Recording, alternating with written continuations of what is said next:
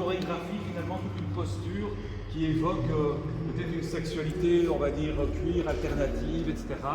Les jets de néon jaune qui font référence au Golden Shower, donc comme les jeux d'urine, etc. Voilà, et alors,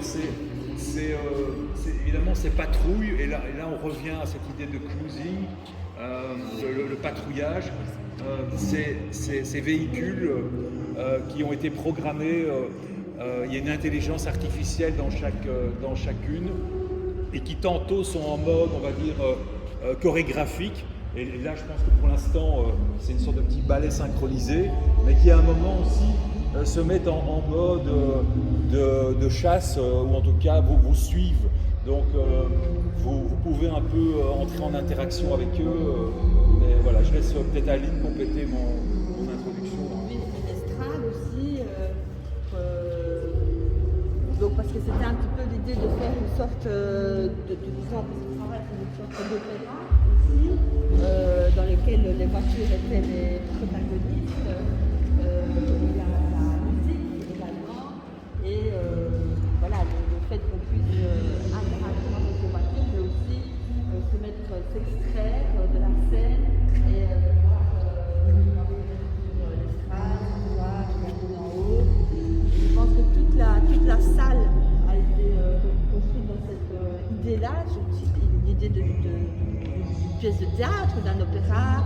C'est comme ça que lentement, voilà, le traitement du décor, parce que je l'avais donné, il ne faut pas oublier, c'est aussi un matériau qui est utilisé beaucoup dans le cinéma, comme je disais avec le linoléum, c'est un matériau qui ne pas comme ça, voilà, ça n'a pas vraiment de noblesse, même de l'art, une noblesse, une histoire dans l'histoire de l'art, etc. La journée, c'est encore l'homme qui, oui, c'est un matériau qu'on utilise pour les décors. Et j'aime bien cette idée aussi d'avoir créé une sorte de décor, mais de décor, voilà, pour ces figures policières, vu que le premier projet avec ce qu'on appelait Alien de la Nuspes, et la Nuspes était l'ancien garage de la police judiciaire de Liège. Et c'est comme ça que le projet a commencé.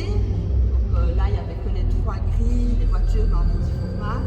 Donc ici, ça a été l'occasion aussi d'agrandir, de pousser cette idée plus loin, et là, d'assurer.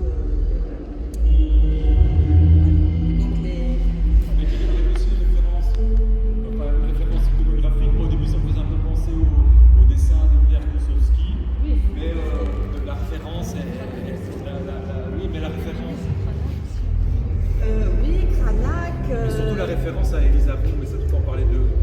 Oui, donc en fait c'était assez compliqué de se dire voilà, je vais représenter des figures policières. Enfin, comment faire ça sans tomber non plus dans une espèce de cliché.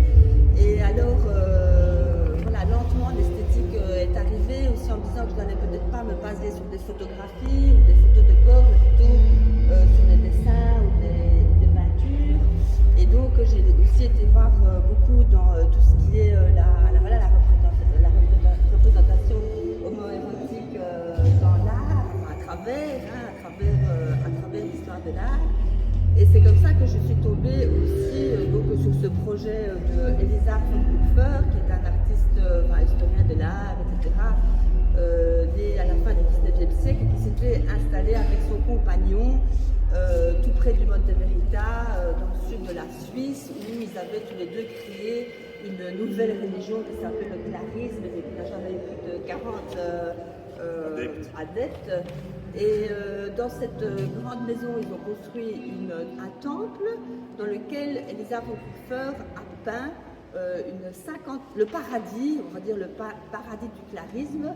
Son paradis du clarisme, c'était une 50aine de jeunes garçons dans des positions très lascives et érotisées à travers les 4 saisons.